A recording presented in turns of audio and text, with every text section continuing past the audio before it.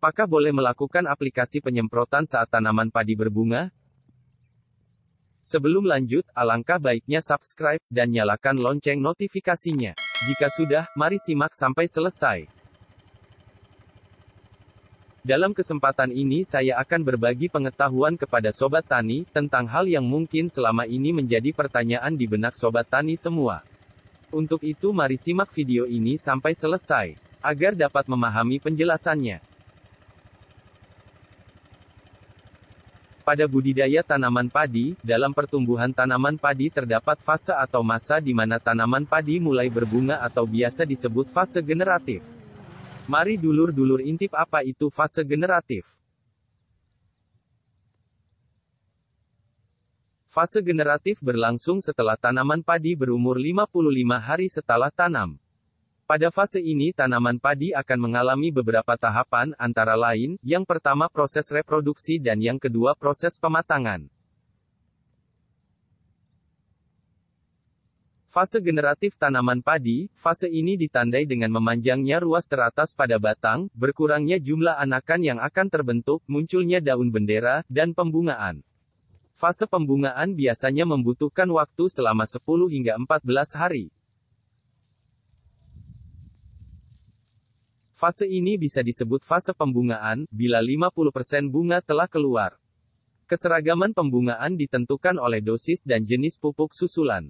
Tidak dianjurkan untuk menggunakan pupuk dengan unsur nitrogen atau N yang berlebih pada pemupukan ketiga, karena dapat menghambat proses pembungaan.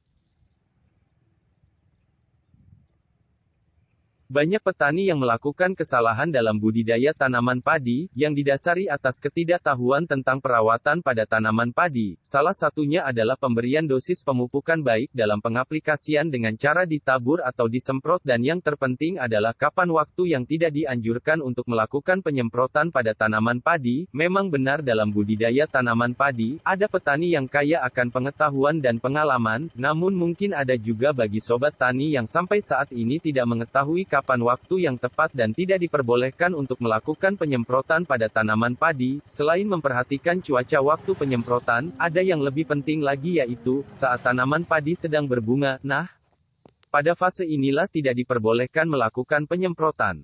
Kenapa tidak boleh? Jika pada jenis tanaman lainnya penyemprotan bisa dilakukan kapan saja, tetapi tidak demikian pada tanaman padi. Pada masa-masa tertentu penyemprotan tanaman padi harus dihentikan dan sama sekali tidak diperbolehkan. Memang tidak ada yang melarang, tetapi jika tetap melakukan penyemprotan pada masa yang tidak diperbolehkan, akibatnya bisa fatal dan dapat menimbulkan kerugian besar. Ketika tanaman padi memasuki masa penyerbukan, jangan lakukan penyemprotan pestisida, terlebih jenis pestisida yang bersifat panas dan toksik kuat. Penyemprotan yang dilakukan pada masa penyerbukan bisa mengakibatkan gabah gabuk, kopong atau puso dikarenakan putik bunga saat masa penyerbukan akan rontok atau jatuh karena kontak penyemprotan, alhasil akan merusak pembuahan atau pengisian bulir padi hingga tidak dapat terisi maksimal. Pada fase penyerbukan, yang ditandai dengan keluarnya benang sari dari tiap cabang. Nah, dalam fase inilah tidak dianjurkan untuk melakukan penyemprotan karena dapat mengganggu jatuhnya benang sari ke kepala putik, sehingga menyebabkan bulir padi hampa atau kosong. Jika memungkinkan akan melakukan penyemprotan, lakukanlah apabila pembungaan sudah mencapai 85% sampai 90% atau saat putik bunga sudah jatuh dengan sendirinya dan bulir sudah keluar merata.